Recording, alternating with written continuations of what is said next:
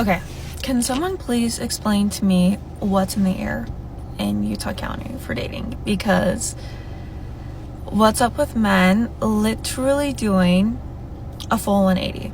Okay, so I've literally heard of this happening to so many people, and I'm just like, what is in the air? Like, even with my ex-husband, I'm like, okay, we're married for 4 years, we're in the middle of building a house.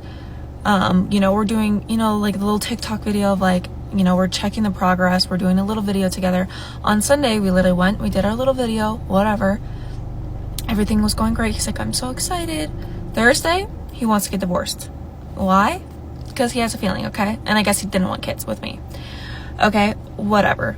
That's a whole other story that we're not going to get into. But literally complete 180. I'm like, I don't think you leave your wife of 4 years because you're feeling overwhelmed. Given also too, he wouldn't come to couples therapy, literally wouldn't do anything, whatever, doesn't matter. Another day on the internet, and another 5-alarm fire in the dating world. You know the drill. You're just scrolling, trying to mind your own business, maybe looking at cat videos or learning how to cook a piece of salmon without setting off the smoke detector for the 3rd time this week. And then, bam, you stumble into the war zone. It's a chorus of women, exasperated to the max. The verdict is in. Dating is trash. It's a dumpster fire. A complete and utter catastrophe. And honestly, from where I'm sitting, I get it. It sounds wild out there. First up, the recently divorced women. Man, my heart goes out to them. For real. You see women who are accomplished, intelligent, lives together, careers built, families raised. They navigated a whole marriage, and now they're back on the market. And what do they find? A wasteland where the currency is shirtless gym selfies and the primary language is an eggplant emoji. Okay, flash forward now. My friends are like, oh, okay, you should date this guy. He's been divorced. Like, maybe you guys could relate. You guys could be good friends. I'm like, okay, yeah, like, whatever. I'm not really super into dating, but I'm like, whatever. Like, I just, like, need to get out, do something, okay? He is 29. He seems like he's got his stuff together. He seems pretty, like, emotionally mature, right? Everything. I figure, like, oh, he's older. He's like, yeah, like, I'm done playing games. Like, I'm ready to get married. I'm ready to have kids. I'm like, okay, like, perfect, because me too. Anyways, whatever. He calls me. We meet up. I feel like our connection was, like, pretty instant. Like, it kind of felt like we were best friends. Things were going really well. Whatever. This man is going, like, all in, like, coming on so strong. Okay, like, notes, flowers. We literally bought a dog together. I'm his soulmate. All this stuff, okay? He wants to get married. All the things, okay? I'm like, okay, like, whatever. Slowly warming up to it. I'm moving a little bit slower than he is because I just got divorced. I'm, being a little more careful. Whatever. Same thing. Complete 180. I'm like, because he's, like, feeling overwhelmed. He's like, I don't know. I just, like, I can't do it. Like, I need space to figure out my emotions. Given also in the beginning of a relationship, I felt like I needed space because I was like, I don't know, I just got divorced. Like, I'm trying to work all through these, like, new feelings with dating and stuff. And he was kind of like, oh yeah, like, I think it's stupid for people to take space. Like, what does space really do? Like, he's like, in a healthy relationship, you should be able to, like, work on yourself and be in a relationship, I'm like, yeah, I guess that's true. I hadn't really thought about that. I got married at 20. I'm like, okay, like, yeah, I guess that's true. Like, just because I need to work through these feelings, I guess doesn't mean that I can't date you. Anyways, and then he does the same thing. And, like, I was trying to give him the benefit of the doubt at first. I'm like, oh, maybe he's self-sabotaging. Like, maybe he's having a lot of fears, like, because he's been divorced, like, all these things. I, like, texted him. I'm like, hey, like, I really liked you. I thought our connection was really genuine. Like, I want to work through this with you. Like, whatever. He's, like, totally shuts it down. He needs space, whatever. I haven't heard from him in a month, which is fine. But I'm like, I don't know. I'm just like, what's the point of, like, selling this fairy tale, telling, like, me, I'm your soulmate, that we're going to get married, we're going to have kids. Like, I'm just like, why do that if you don't actually mean it? From shared mortgages and parent-teacher conferences to you up at 2 a.m., like an astronaut back from a decade in space, asked to communicate with smoke signals. The refrain, where are all the good men? Emotionally available, financially stable my age? They want partners, not boys. But many peers chase lost youth or carry cargo plane levels of baggage. It's a genuine disconnect. She's ready to build a new chapter. He's still on his prologue. From a guy's perspective, it's intimidating. A divorced woman has a PhD in relationships. She knows what she wants and what she doesn't. Meanwhile, some men haven't passed the tutorial on emotions. She brings a clear checklist. He panics. It's chess, not checkers. She's calculated years ahead. Standards are high, as they should be, but many men aren't equipped yet. Everyone wants love, right? Everyone wants that fairy tale relationship, but let's talk about the dark side of modern relationships that nobody likes to admit. The stuff that is quietly destroying connections every single day. Social media has changed the way people look at relationships, and not for the better. Instead of valuing loyalty, trust, and respect, we have glamorized chasing attention, posting half-naked photos while claiming to be committed, sliding into DMs and calling it harmless, keeping conversations private you'd never want your partner to see. All that stuff is not good. A paradox of our time.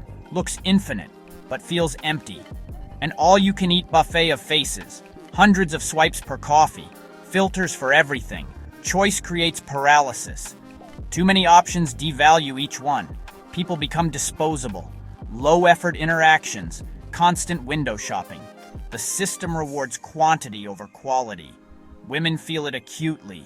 Men juggling chats, low investment. Men are stuck too. It's designed to keep you swiping. Gamified validation over substance. Spread thin, nothing grows. It's not no quality men. It's an environment discouraging quality. Add another layer, culture. As a black man, I see how backgrounds shape expectations. Same dating pool, different places we learn to swim, so a non-committal vibe feels like a values mismatch.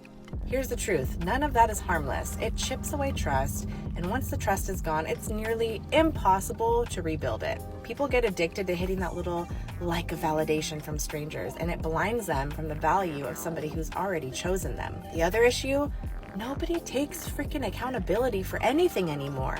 Cheating, lying, manipulation, and then the excuses. I was drunk. They weren't giving me attention. I just wasn't happy. I was bored. No, your unhappiness is not a free pass to betray somebody. If you're not happy, be honest and leave. Talk about it. If you can't be loyal, don't commit to somebody. You are destroying people's visions of relationships. We're building foundations. Sometimes it looks like not prioritizing love. Not an excuse, a puzzle piece. Different dialects. She needs words and affection. He works 2 jobs to show care. We inherit invisible scripts. When partners improvise, confusion follows. Empathy de-escalates.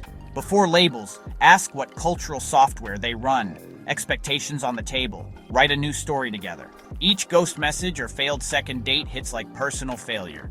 Ghosting is terrible. Often not malice, but cowardice. Avoiding fallout. Low-effort openers are a shield. Gauge interest with less risk. If "hey" gets no reply, it stings less than silence on a paragraph. Many men are lonely, told to be self-reliant, and which becomes don't share feelings. Women have networks, many men don't. Bottled frustrations stunt growth. They want connection but lack tools. Society discouraged emotional skills for generations. Mona Lisa with stick figure training. Good news, more men are doing the work. Change is a slow-moving train. The problem is too many people want the security of a relationship with the freedom of being single, and that's impossible. You cannot have both. Oh my gosh. Another part of the dark side is unrealistic standards. Everybody wants the perfect partner, but very few are willing to actually be that partner for somebody else. You want someone loyal? Then be loyal. You want someone who wants to communicate with you? Then communicate. You want somebody trustworthy? Then stop keeping opinions on the other side. Too many people crave deep love, but refuse to do the inner work that it requires. Real love is discipline. It is choosing your partner again and again and again, not when it's convenient for you, but also when it's inconvenient and uncomfortable. That's what makes your bond so strong, but most people just give up when it gets hard. Now, I know this all sounds harsh, but here's the good news. It doesn't have to stay that way. There are healthy, committed relationships out there. I am living proof of it. But it starts with you. When you stop chasing validation, stop playing the victim, and start focusing on becoming the kind of person you would want to be with, everything shifts. When you choose honesty over ego, commitment over comfort, love over attention, you create a relationship that actually lasts. One where you don't have to question your loyalty. One where both people feel secure, respected, and truly loved and taken care of.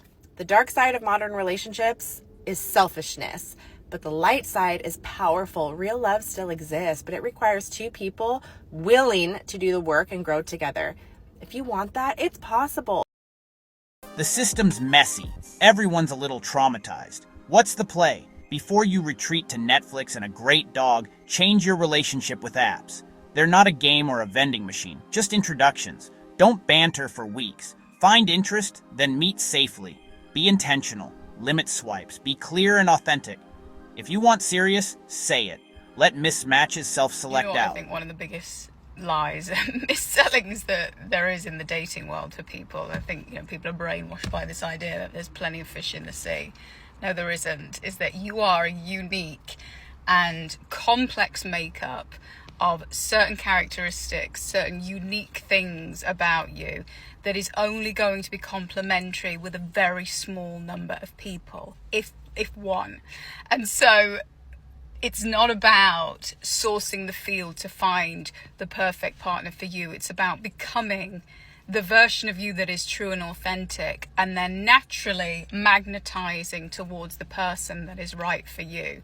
There's plenty of fish in the sea notion is absolute nonsense, because when you're seeking yourself through others, through trying to reflect back through others, because you think, there's loads of people out there, there's loads of options, there's loads of this, there's loads of that. It isn't true. Is that, number one, when you do that, you're also selling yourself short and saying that your unique blend and your unique nature is identifiable out in the masses, and therefore you could pretty much blend with the masses, with anyone. Whereas when you accept your unique nature and you accept the potency of what that means, the rarity of what that means, you start to understand that you don't want to be wanted by everybody. You don't care about that. You have no inclination to want to feel as if the rest of the world thinks you're their flavor. You don't need everyone, just your person. Expand beyond digital. Talking to strangers in this economy? Try hobbies, volunteering, clubs, being a regular. Shared interests beat algorithms. Less pressure, more you. Be the person you want to attract. Work on your health. Cultivate passions. Build a life you love. When you're secure, you're magnetic. Dating becomes exploration, not desperation. My TikTok is smashed now because I was talking about the problems in dating in America, how hard it is for people here, and how people just don't like each other. And I feel like, the biggest things that I heard from people were that politics make it worse, social media, and feminism. And all those things make it really bad for people, and people blaming those three things for having no good time in dating. And I get it, I think it's affecting other countries as well, and I had a really hard time in Australia. So I just feel like, one of the things though people could do here is just, communicate more what your expectations are, how you feel our roles has to be, because people just losing that gist of how the dating should be, They just don't know what to do anymore. Is dating trash? Sometimes soul-crushing, confidence-demolishing, faith-eroding. The videos don't lie. But that's not the whole story. What's your age? 24. 22. If I was your man, what would I need to pay for you? Pay for? Nothing. So you're not expecting me to pay for dates if we went out? Expect? I don't have expectations for anybody. I also don't have expectations. I do think it shows character. Actions, yeah, definitely. It's not about the money. It's just about how you treat us. So I could be your boyfriend and not be able to afford taking you out on dates, and you'd still stick it with me through thick and thin. If you're a good person, that's all that matters. If the chemistry's there. There's some people with loads of money and they treat their girlfriends like shit, so. Does that mean I don't have to pay for your hair or your nails either? No, I've never had somebody pay for my hair and nails. Me neither.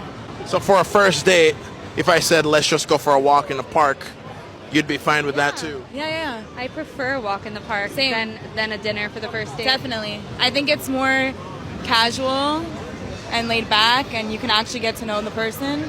Listen, as long as you're waking up every morning and going to work, that's the kind of man I need.